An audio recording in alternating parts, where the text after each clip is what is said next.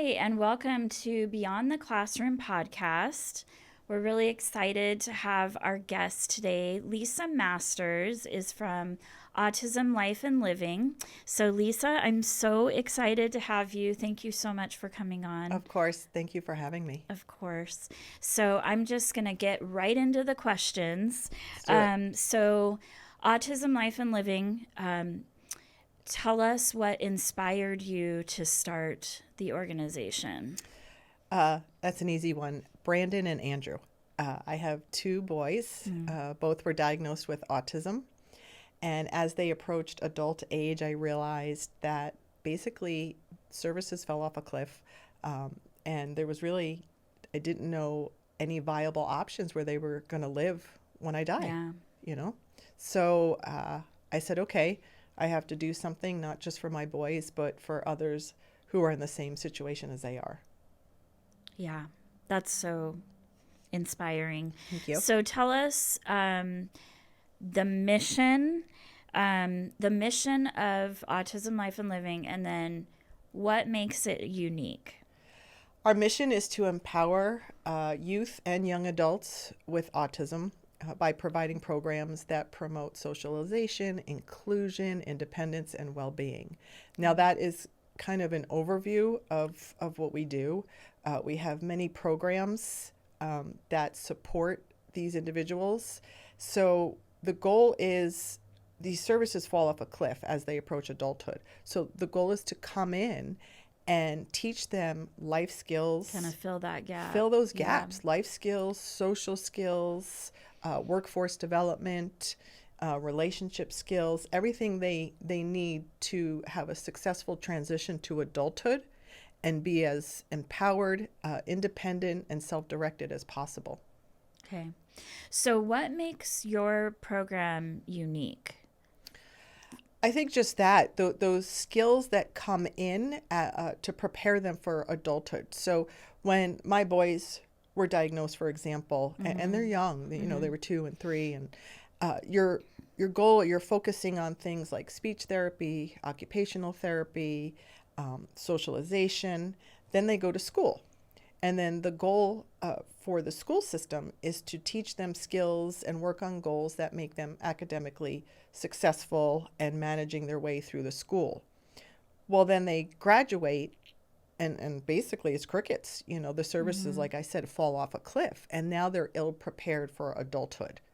And then that leaves them extremely vulnerable to exploitation, abuse, homelessness, and being, living a life being controlled by somebody else. Yeah. Yeah. So I know you talked about some of the key programs. So I know you talked about the education, and then tell us a little bit about the housing project. So basically that was the initial inspiration. Like I said, where are my 2 vulnerable boys going to live when I die? And unfortunately in Arizona, the options are kind of what I call bookend options. There are some very, nice independent living apartments out there that they sort of focus on higher functioning, maybe people that could afford to live there. And then on the flip side, what the state offers are group homes. Right. And they have extremely high unsubstantiated abuse rates. They are displaced. They're provider controlled. So in my opinion, these are like mini institutions, which were outlawed in 1999. So, and there was nothing in the middle for the workforce family. So I did actually search around the country and say, oh, maybe I need to move, but it wasn't really better. So it's really a nationwide crisis that we're facing to house these individuals. And parents like me that we're aging, we're ailing and we're passing away, and we just don't know what the future looks like for our children. It's scary. It is. It's very terrifying. Scary.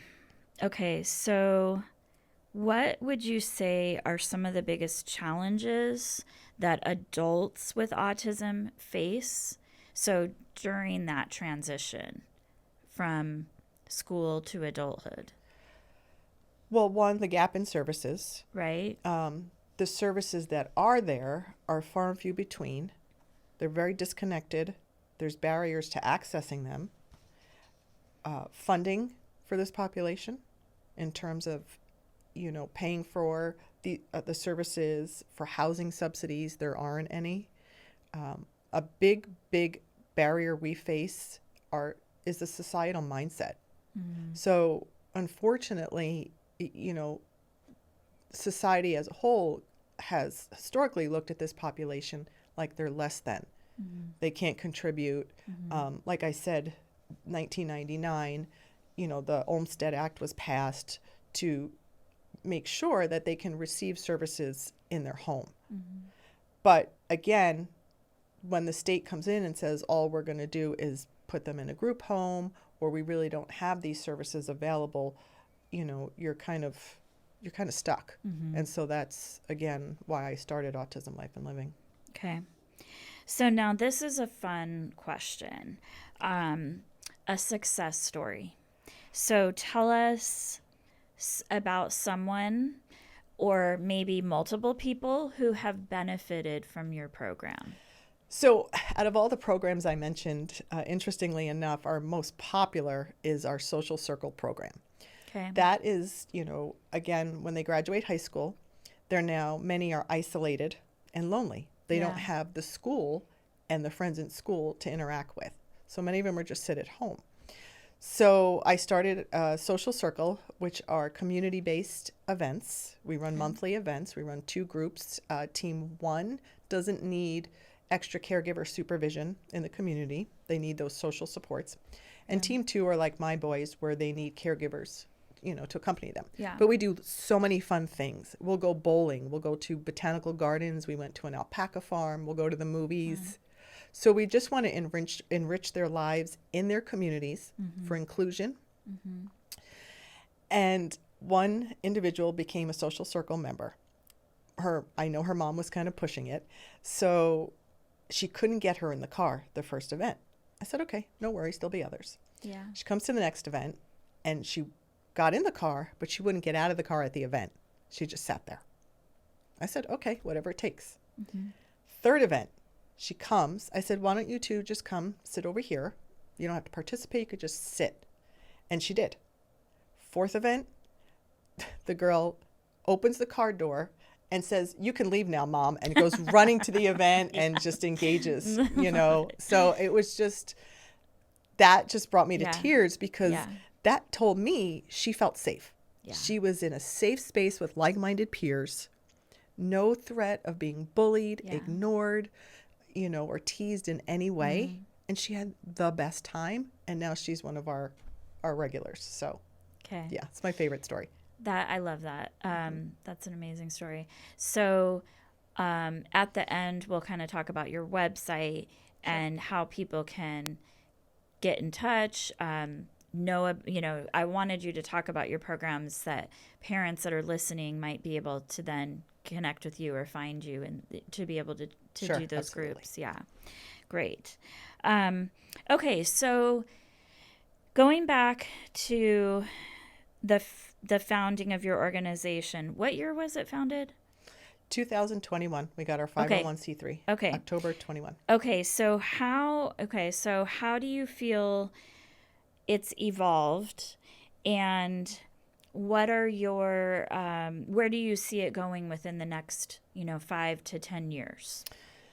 It has evolved tremendously. We are just over 3 years old. Yeah. Our programs are up and running. We have great support people. We are 100% volunteer led.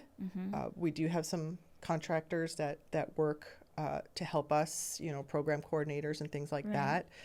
But all our programs are on wait list because the need is so great. Yeah. We have a really good fundraising model for a young organization. We've made great connections in the community.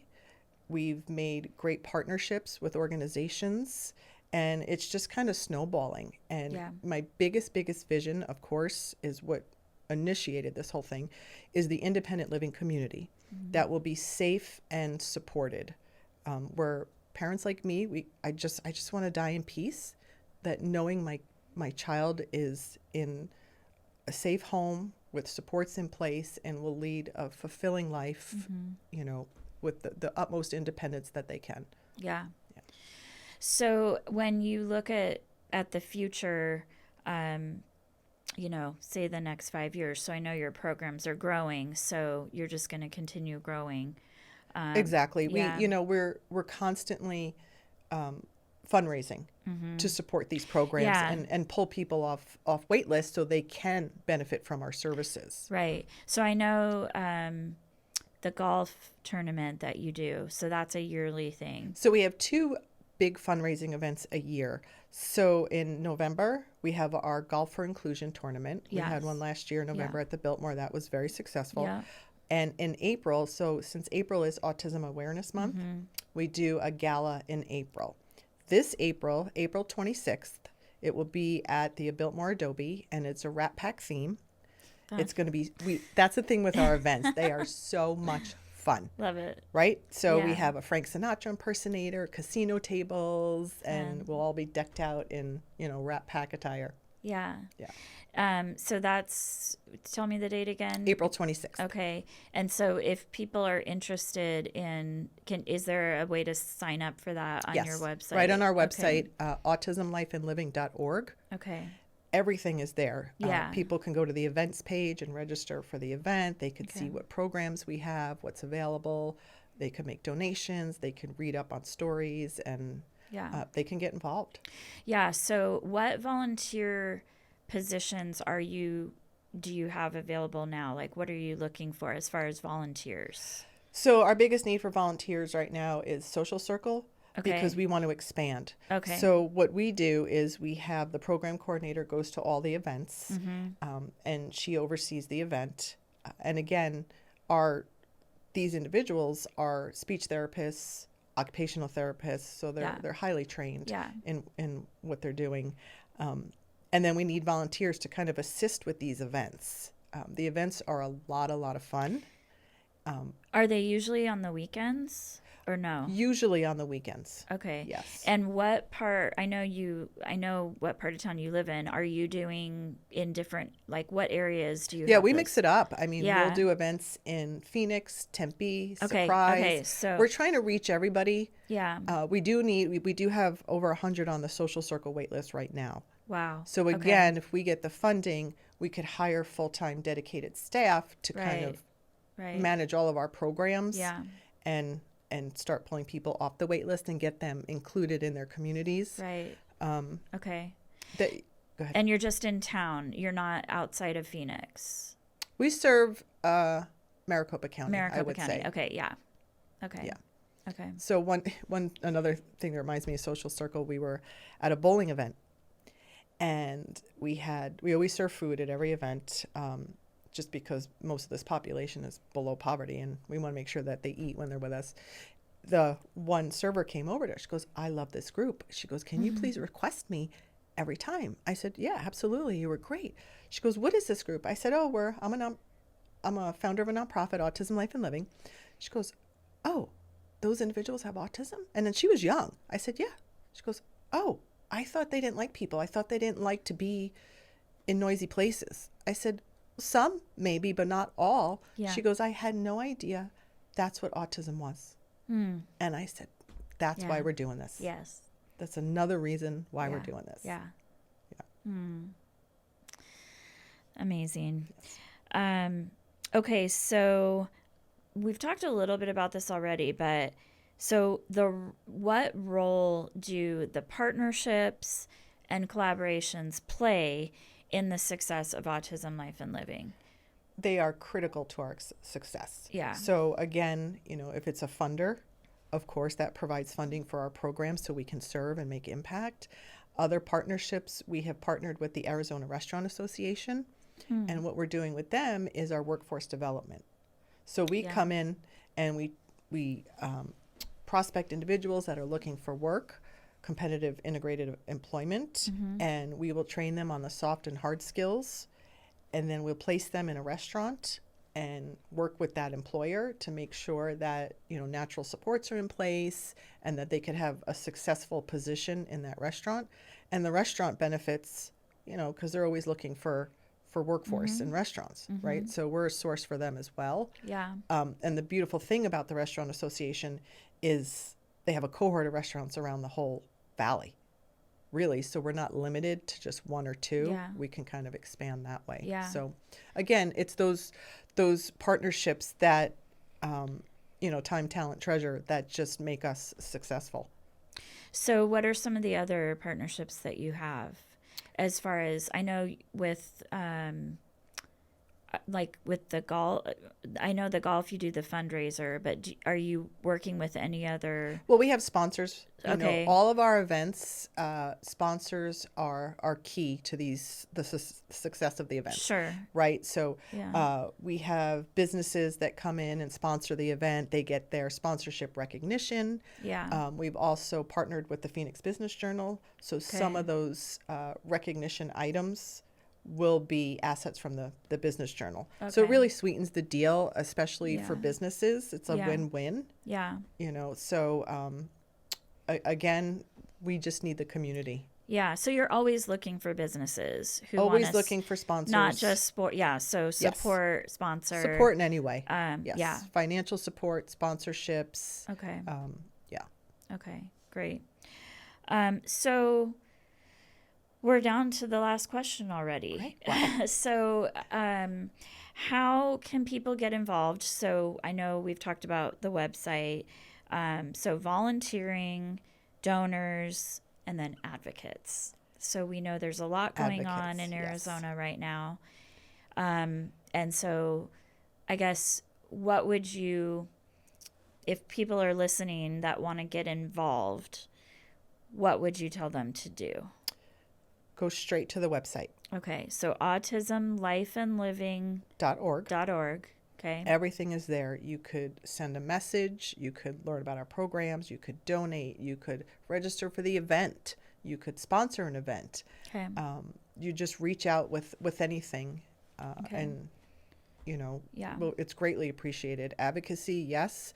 I always say, I had to start a nonprofit to save my boy's life. And that's a shame. It really is a shame. That shouldn't be, especially in this country. And so just educating the community, the powers that be on this population, they are not less than. They are quite capable. Some of them are unbelievably just remarkable in their skills. Yeah, absolutely. They're the purest of souls, the sweetest. And I just want everyone out there to really have a deep understanding of how their brains work. It's just a different operating system, really. And they can learn. Just some accommodations and modifications go a long way. So that's a big message. Thank you, Lisa, so much for being with us today and sharing your amazing organization and all the things that you're doing. We thank you. Thank you. Absolutely. Thank you so much for watching our podcast today. We are going to link all of Lisa's information about Autism Life and Living in our description. Until next time.